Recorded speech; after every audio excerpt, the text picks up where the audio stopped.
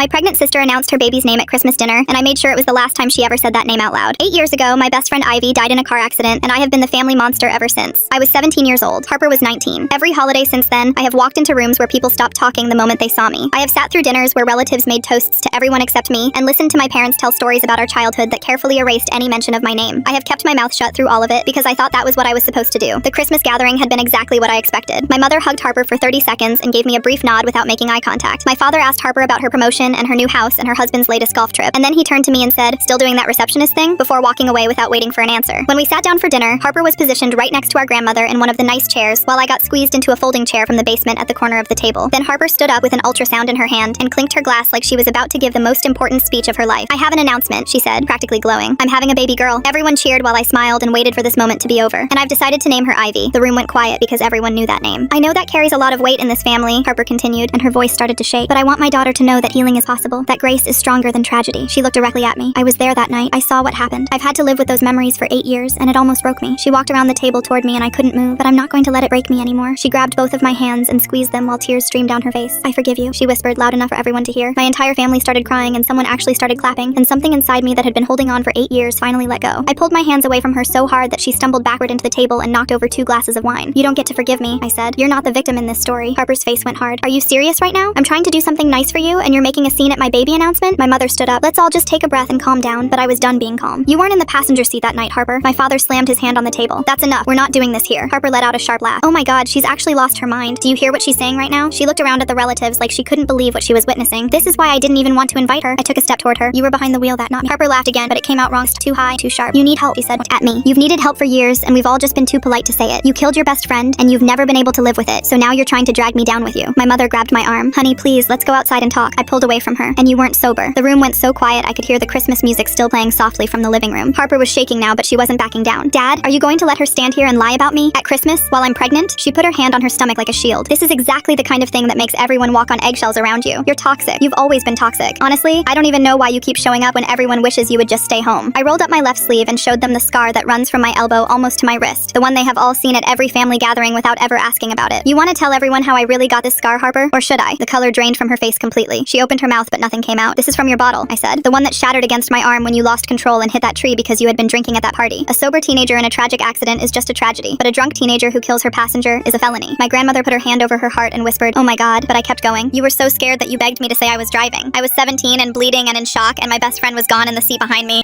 And you looked me in the eyes and asked me to take the blame so you wouldn't go to prison." Harper was sobbing so hard she could barely stand. I picked up my coat and looked at her one last time. "You know what? Naming your baby Ivy is actually perfect. You're going to have plenty of time to think about what you did to her."